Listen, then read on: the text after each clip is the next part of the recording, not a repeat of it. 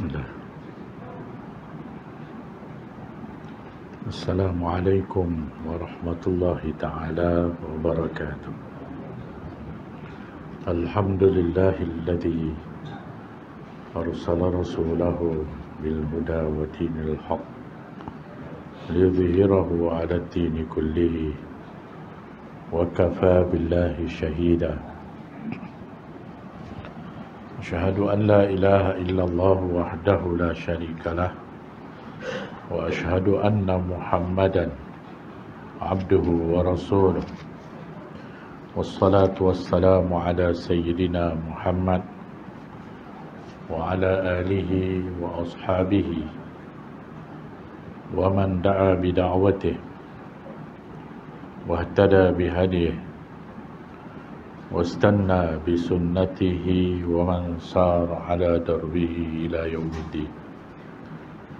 أما بعد، فقال الله سبحانه وتعالى في كتابه العزيز: أعوذ بالله من الشيطان الرجيم إنما المؤمنون الذين آمنوا بالله ورسوله ثم لم يرتابوا وجاهدوا بأموالهم وأنفسهم في سبيل الله أولئك هم الصادقون. صدق الله العظيم. Sidang jamaah, para hadirin, hadirat, muslimin, muslimat, tuan-tuan dan puan-puan yang dirahmati lagi dikasihi sekalian.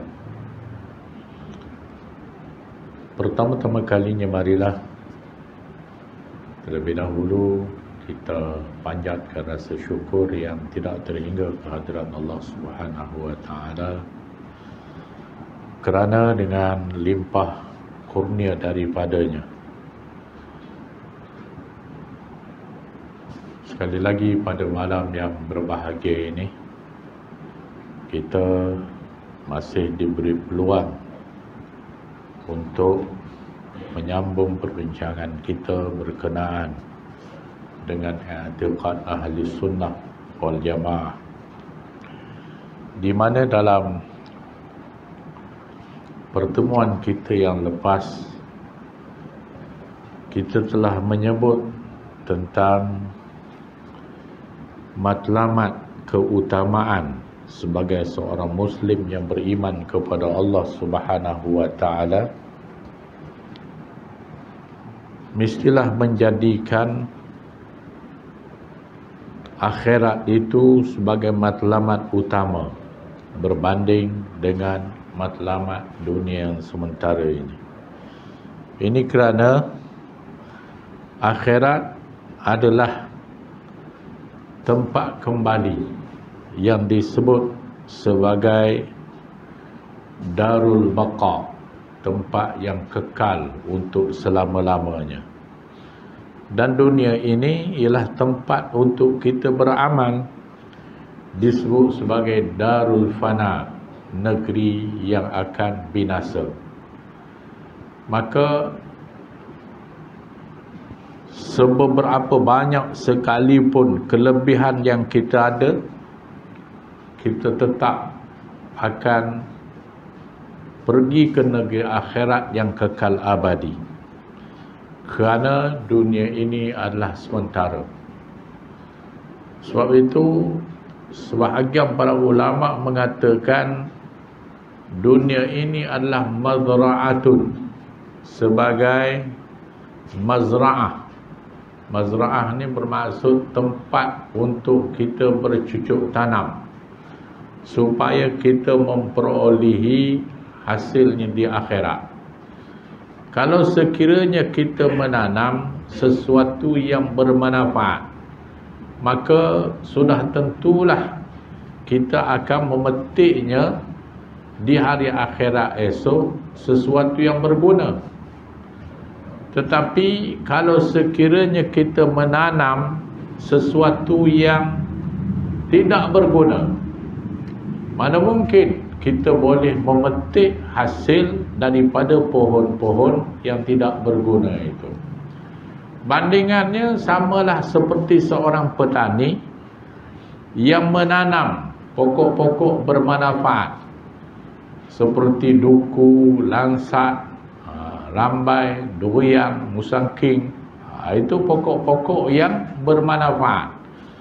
Maka untuk tujuan memperoleh hasil yang baik di akhirat kelak, sudah tentu dia akan bermula dengan benih-benih yang baik, tanah yang subur, dijaga daripada segala bentuk ancaman, supaya pokok itu membesar dengan baik dan akhirnya kita dapat memetik atau menuai hasil daripada pokok tersebut.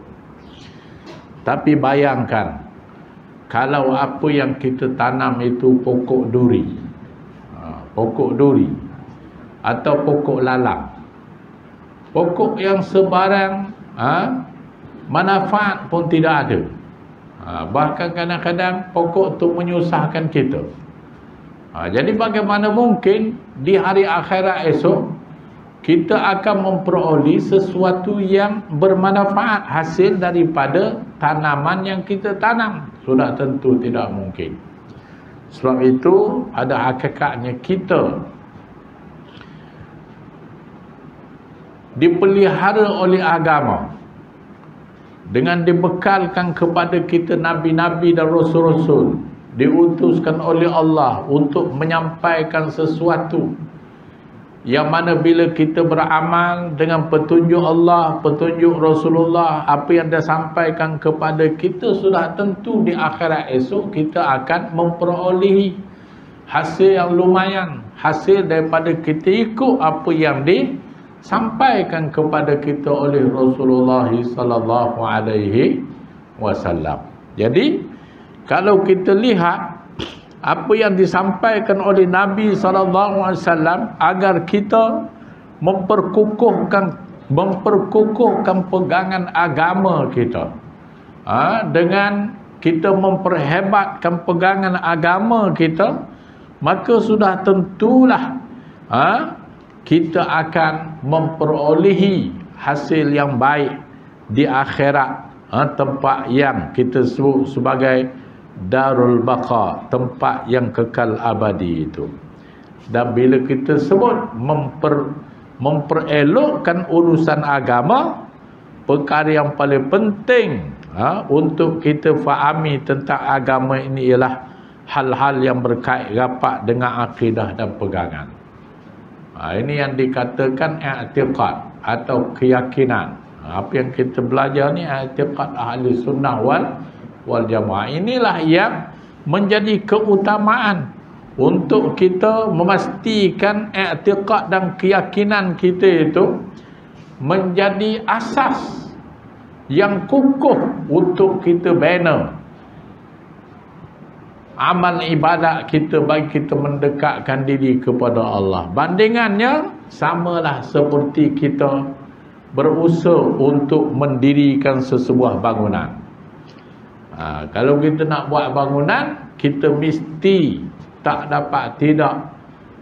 pastikan tapak yang mana kita nak tegakkan bangunan tersebut, mestilah tapak yang kukuh, tapak yang boleh menampung, di mana bangunan yang ditegakkan di atas tapak yang hebat tadi.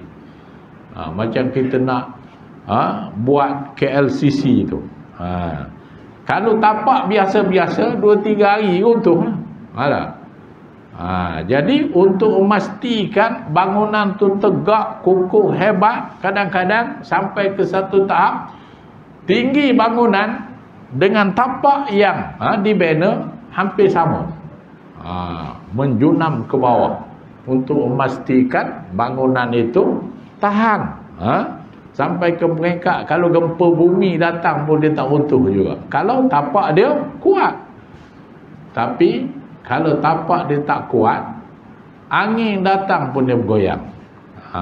Itu yang perlunya kita pastikan, di mana tapak itu menjadi tapak yang kukuh untuk kita bina kesempurnaan Islam di atas tapak yang hebat itu, Sebab tu kalau kita lihat di dalam Al-Quran, Allah Subhanahu wa ta'ala menjelaskan kepada kita tentang pentingnya kita berusaha untuk memperbaiki, memperbetulkan atau sentiasa berusaha untuk memantapkan akidah dan pegangan kita sebagaimana difirmankan oleh Allah Subhanahu wa ta'ala di dalam Al-Quran.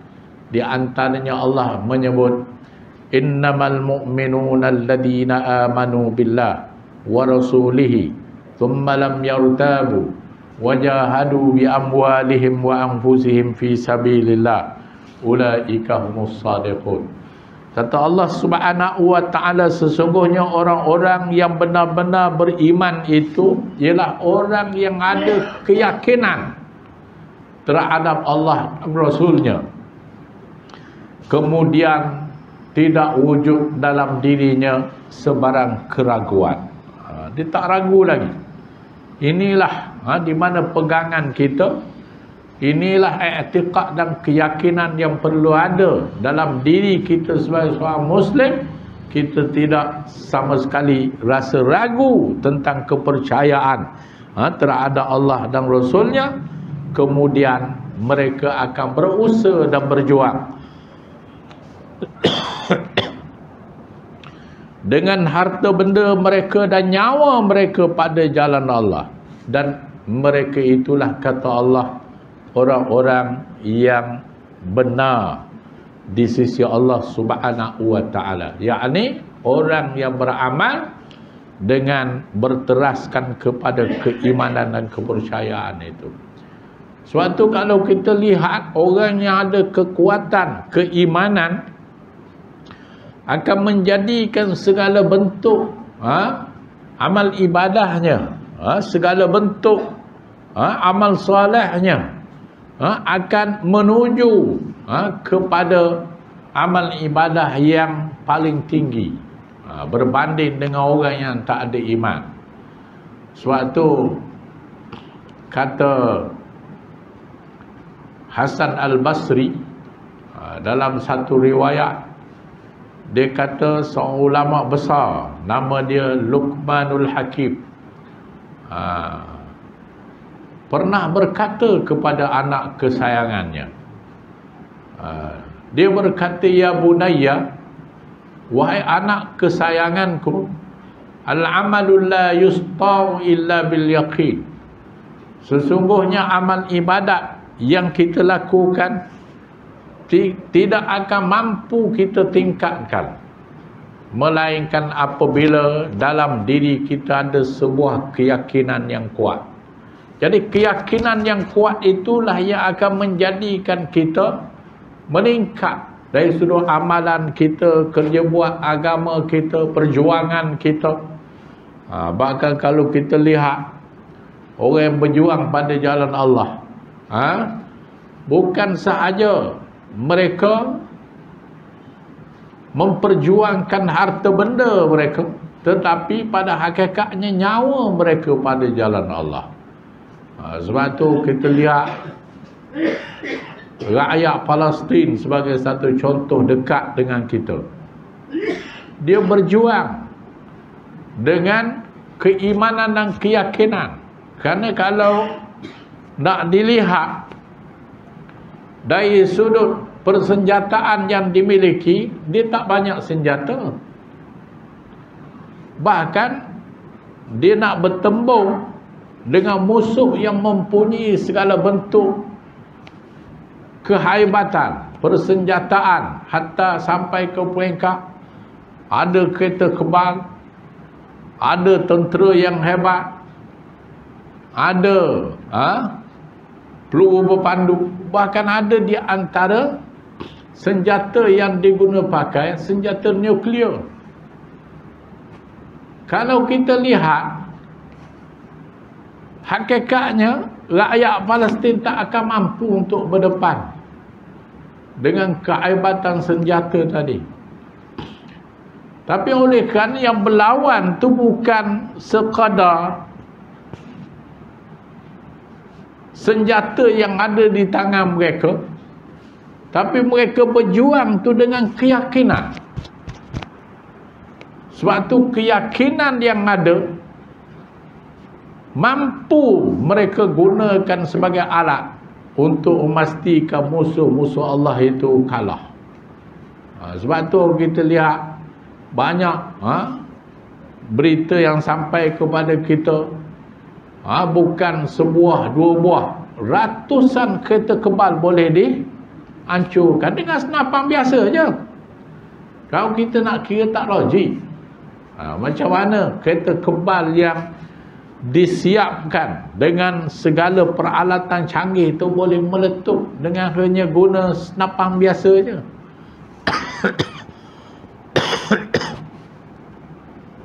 Sebab tu Allah Ta'ala sebut dalam Al-Quran, wa ma ramaita idh ramaita walakinnallaha rama. Ayat ni kalau boleh kat kita buat ayat apa ni? Ayat mancing je. Ada? Bukan kamu yang melempar umpan tu, tapi yang melempar umpan tu adalah Allah. Duduk sekejap terus makan kain kita. Itu kita. Tapi rakyat Palestin dengan keimanan dan keyakinan, dia tahu bahawa yang tembak tu, walaupun dia yang tembak dengan alat yang ada pada mereka, hakikatnya Allah lah yang akan mengenakan sasarannya. Allah Ta'ala beri pertolongan sampai ke peringkat mereka berjaya berhadapan dengan tentera yang paling canggih di dunia. Kerana apa? Kerana itu pertolongan daripada Allah. Jadi semua itu tidak akan mampu melainkan apabila kita ada keyakinan, kita percaya.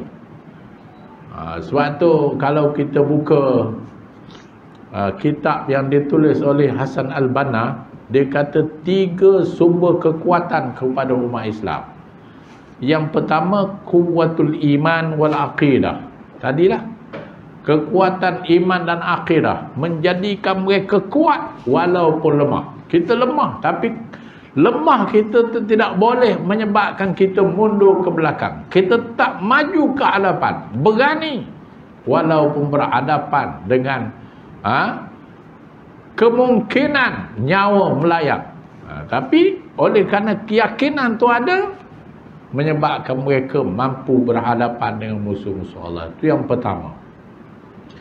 Yang kedua ialah quwwatul ukhuwah, ataupun dalam bahasa ada quwwatul irtibat al-ukhawi, kekuatan hubungan persaudaraan dalam agama, yang menyebabkan umat Islam silih berganti diberi kemenangan oleh Allah kerana mereka bersatu. Jadi sebab itulah kalau kita memperolehi masyarakat yang bersatu, terutamanya mereka yang berada di sekeliling negeri Arab tu, Saudi Arabia, Jordan, Kuwait, negeri-negeri yang berhampiran. Kalau mereka bersatu di atas nama agama, sudah tentu mereka mempunyai kekuatan yang tidak mampu ditembusi oleh musuh-musuh Allah Subhanahu wa Ta'ala. Sebab tu seorang ulama besar daripada India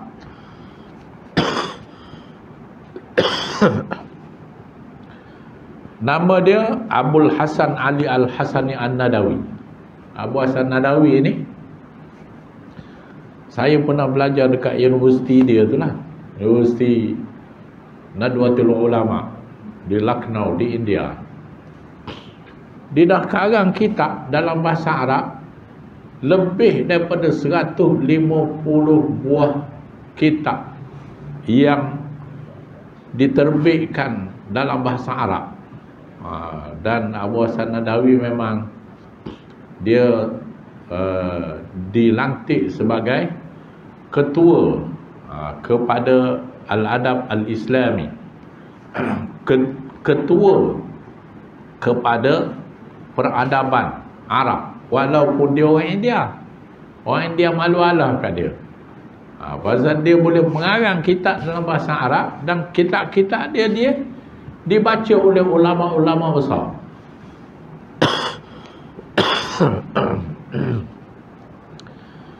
Di antara kitab yang dikarang oleh Abu Hasan Nadawi, kitab kecil je. Kitab tu dalam bahasa Arab, ketika mana dia pergi ke dunia Arab, dia pun menulis tentang negeri Arab, pertemuan di antara Arab dengan Israel ni. Dia kata kalaulah umat Islam mengambil sikap untuk bersatu, nescaya dengan mudah mereka boleh mengalahkan Israel. Tak perlu kepada senjata yang hebat, cukup dengan kencing segelas seorang. Segelas seorang je kita kencing, kat Israel tu tenggelam Israel. Itu kata Abu Hasan Nadawi. Tapi bukan makna kita nak berperang pakai kencing, tak. Tapi orang faham itulah kata-kata simbolik yang memberi maksud kekuatan tu duduk pada penyatuan, dan bila kita bersatu dengan mudah, macam kita kencing sikit seorang je, mampu dari Israel tu. Tapi oleh kerana kita tidak bersatu di atas nama Islam, sebab itu dia mengambil masa yang panjang. Lebih daripada 75 tahun dah kita berperang Islam dengan Israel, tak pernah ada jalan penyelesaian. Pasal tidak ada penyatuan tadi. Jadi kekuatan kita ialah terletak pada penyatuan itu. Kalau orang Islam kembali bersatu di atas nama agama. Yang ketiganya, kekuatan itu terletak pada quwwatul aslihah, iaitu kekuatan persenjataan. Sebab tu kekuatan persenjataan dia duduk nombor 3. Kekuatan iman hak mula-mula, kekuatan apa lama ni, ukhuwah yang kedua, baru yang ketiga kekuatan al-aslihah, persenjataan. Jadi senjata ni pula Allah Ta'ala dah sebut dalam Al-Quran. Allah Ta'ala kata wa'iddu lahum mastata'tum min quwwah. Berdepanlah kamu dengan musuh-musuh Allah mengikut senjata yang kamu mampu miliki. Tak semesti kita ada kehebatan macam dia hebat. Sebab kita lihat dalam sejarah Islam, tak pernah pun ada di kalangan umat Islam senjata yang mengatasi orang kafir. Tak ada. Bahkan seorang ulama besar, nama dia Syekh Arsalan, yang mengarang kitab berkait rapat dengan dunia Pakistan, dunia Afghanistan. Dia ada menulis kitab tu tebal, banyak jilid juga.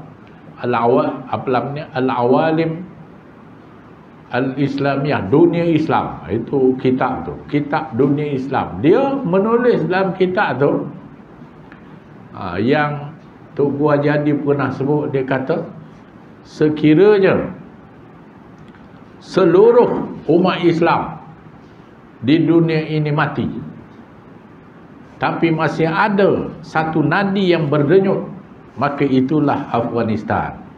Walaupun satu nadi, dia tetap berdenyut dan dia tidak akan mati buat selama-lamanya.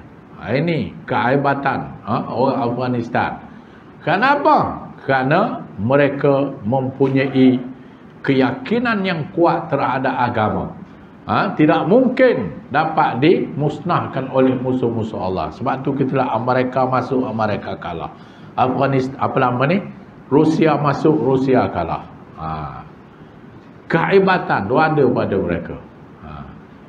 Jadi kalau kita lihat dari satu sudut, tak mungkin sama sekali kita akan kalah kalau kita berpegang dengan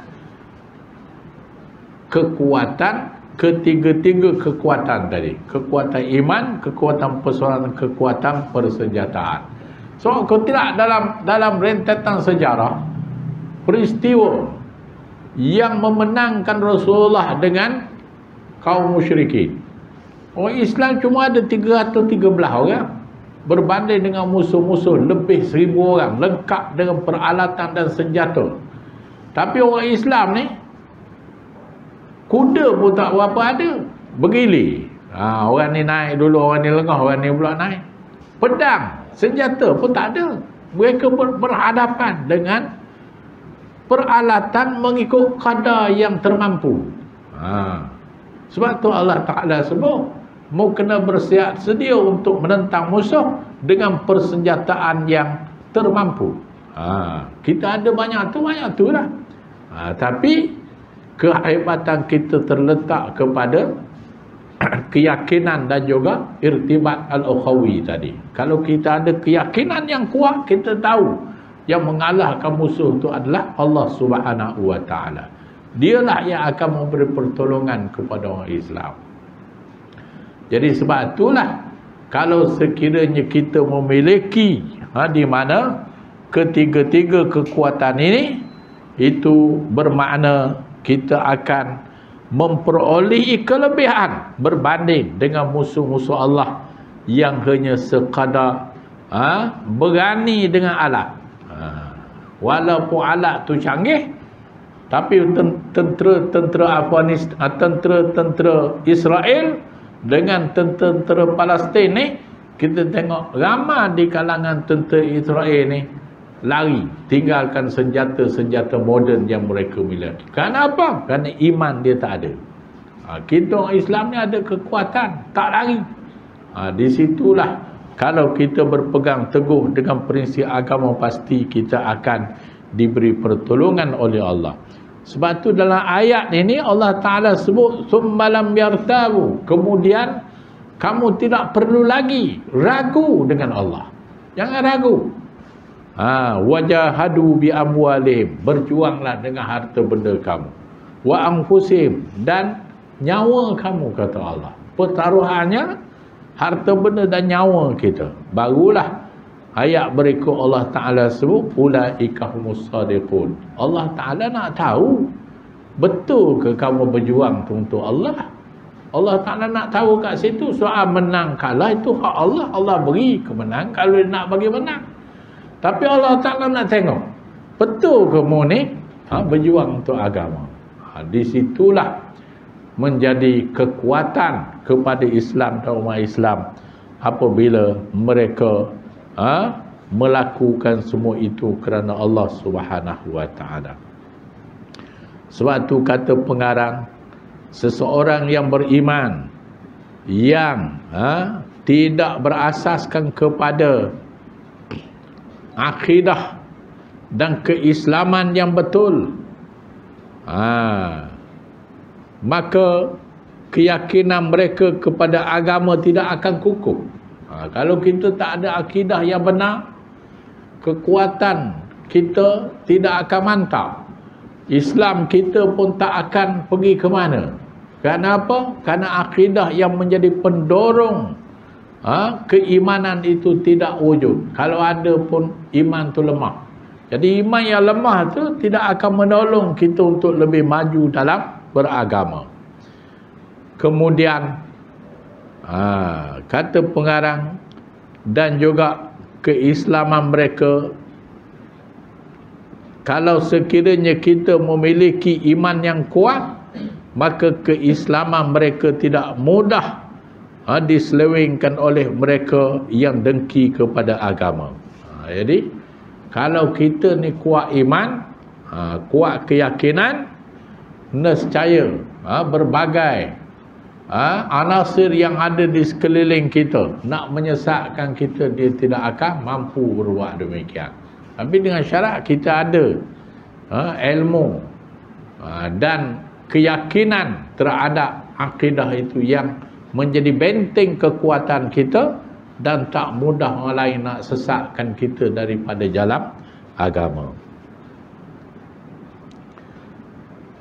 Sebab itu setiap dari kalangan kita wajib belajar ilmu akidah sehingga dia menjadi ilmu yang mendalam.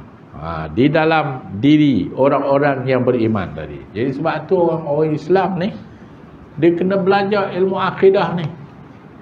Tapi kita kadang-kadang bila kita ada kesedaran, kita fokus sembahyang, puasa, zakat, haji, beramal, dengan sedekah jariah dan sebagainya. Akidah kita tak peduli. Belajar akidah kita tolak tepi. Kalau belajar pun sikit-sikit masa sifat 20 ni pun kalau belajar masa zaman tadika dulu je. Tak belajar. Tapi kita tak ada usaha untuk memantapkan akidah dan pegangan kita. Belajar kitab daripada kitab kecil sampai kitab besar sampai kitab yang lebih hebat berkenaan dengan akidah ni. Jarang kalau kita tengok pergi kat mana-mana masjid surau belajar fiqh. Dia belajar bab taharah, bab berkait rapat dengan puasa, semayang, benda-benda yang ni menjadi cabang agama. Tu yang kita beri penekanan. Tapi asas agama, dasar akidah yang betul, nak menjadikan kita memiliki keyakinan yang hebat ni, kita kurang memberi perhatian. Ada juga belajar tapi gitulah, lebih kurang je. Kadang-kadang dengar ujung telinga begitu je. Tapi kalau kita lihat hakikat, belajar agama ni adalah fardu ain untuk kita belajar berkenaan dengan akidah dan pegangan. Sampai ke tahap kita menjadi fardu ain kita belajar. Kenapa? Kerana dengan kita belajar ilmu tauhid ni secara mendapat kefahaman yang betul, dia boleh menyelamatkan kita. Tapi kalau kita tak berapa nak faham, akhirnya mudah kita diselewengkan oleh mereka yang tidak bertanggungjawab. Macam-macam lah benda-benda akidah ni datang. Sebab tu kita lihat lepas satu-satu timbul orang mengajar ilmu salah, tindakan pun tak diambil, dia biar begitu je. Akhir sekali masyarakat kita juga jadi mangsa. Kalau kita lihat hak baru ni tu, apa nama ni, ajaran sihak. Dia kata Allah Ta'ala tu lah nama kebesaran kepada Nabi Muhammad. Yang jadi Tuhan tu Nabi Muhammad. Dia kata Allah Ta'ala tu cuma simbol. Jadi kalau kita tak belajar akidah, macam mana kita nak jawab? Dah tentu menyebabkan kita pun terikut-ikut juga. Ramai pengikutnya. Orang yang kerja jawatan besar-besar pun jadi pengikut dia juga. Kenapa? Kerana kefahaman tak agama tu kurang. Sedangkan kita tahu, kalau kita kata Nabi Muhammad ni ada khususiah, memang betul lah Nabi Muhammad ada khususiah. Boleh belah bulan, berbagai bentuk kehebatan ada pada Rasulullah. Allah Ta'ala beri kepada Nabi kelebihan termasuk mukjizat.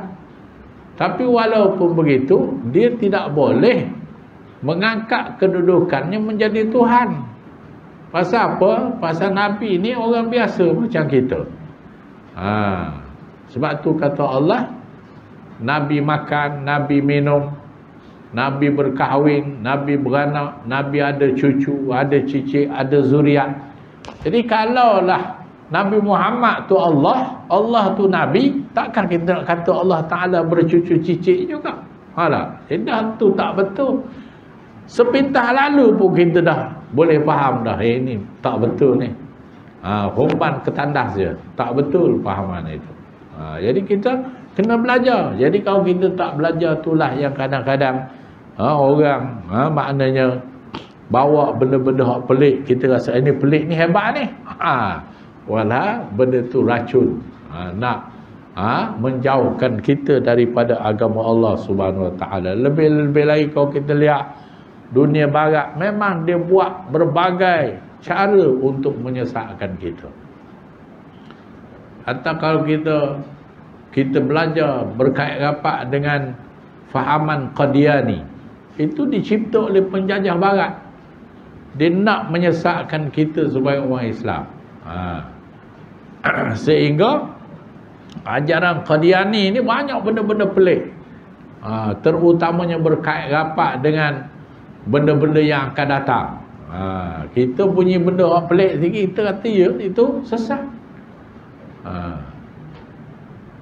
Tapi kalau kita tidak memahami tentang asas akidah, kita rasa Qadiani pun betul juga. Bahkan macam-macam lagi. Hari ni kita lihat ideologi berkait rapat dengan liberalisme, menganggap semua agama betul belaka. Itu pun datang daripada dia nak hancurkan kita. Dia nak supaya kita ni rosak dengan berbagai cara. Sebab tu dia bawa berbagai budaya. Budaya tu macam bawa ni LGBT tu budaya dia. Dia bawa ke negara kita. Dia nak kita juga mengiktiraf LGBT. Mula-mula sebagai satu ideologi dulu. Akan datang anak cucu cicit kita akan menganggap dia sebagai perkara yang dikira agama. Jadi akhir pun agama pun tak marah kita. Lelaki dengan lelaki. Jadi dia pergi ke situ. Jadi sebab itulah kita kata dunia barat ni memang nak menyesatkan kita. Kalau kalau di Kelantan dengan Terengganu, batu dari awal-awal lagi dalam kitab-kitab tua dia kata sesat barat. Dia tak kata sesat timur, sesat barat. Jadi bermaknanya benda datang daripada dunia barat tu boleh menyesatkan kita daripada agama Allah.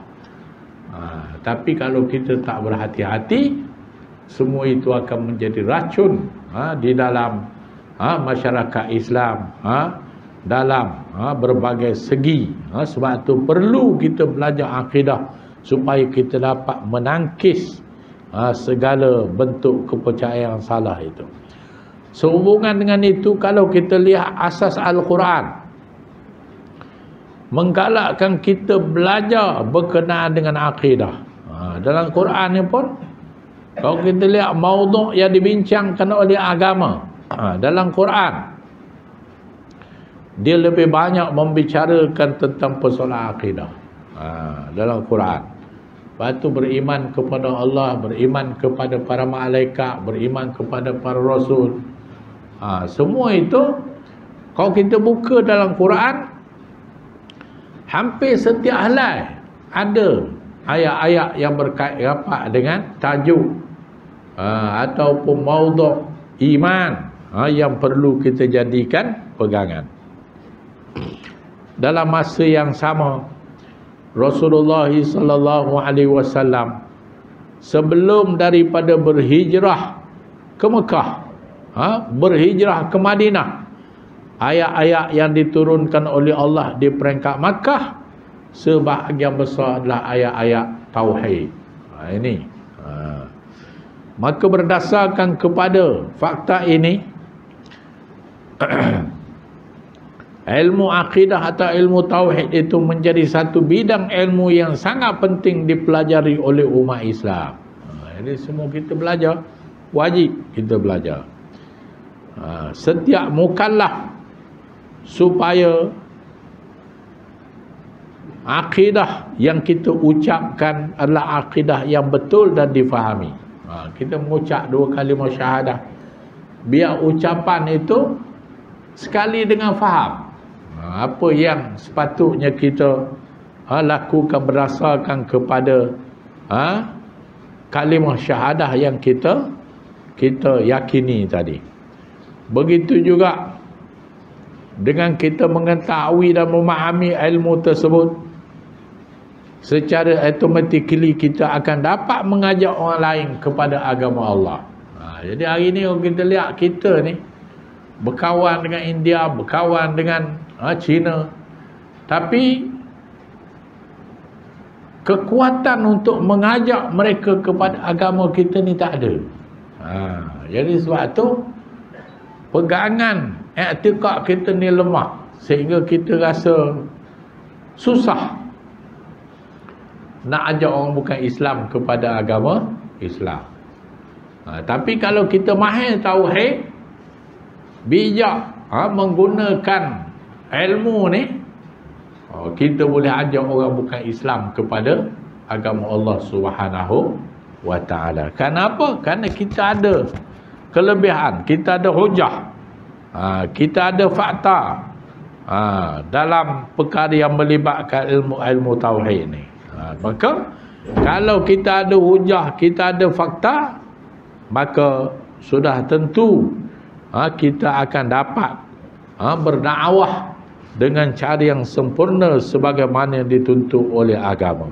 Jadi kita nak menjadi umat yang kita sebut sebagai umat dakwah, mislah umat yang sentiasa berpegang dengan prinsip akidah yang benar, sehingga kita boleh menyampaikan ilmu itu kepada orang yang beragama dengan agama lain, yang akhirnya mereka boleh bersama dengan kita sebagai umat yang kita sebut sebagai ummatan wasata litakunu kalimatullahi hiyal ulia, supaya kita dapat menjadi umat yang hebat, yang disegani oleh musuh-musuh Allah, yang akhirnya mereka beriman kepada agama kita, dan kita boleh memimpin mereka ke arah jalan dan petunjuk Allah Subhanahu wa ta'ala. Jadi untuk malam ni sekadar itulah yang dapat saya sampaikan. InsyaAllah kita akan sambung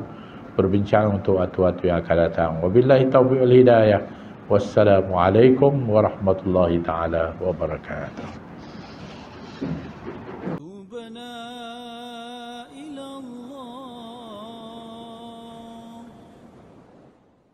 ورجعنا إلى الله وندم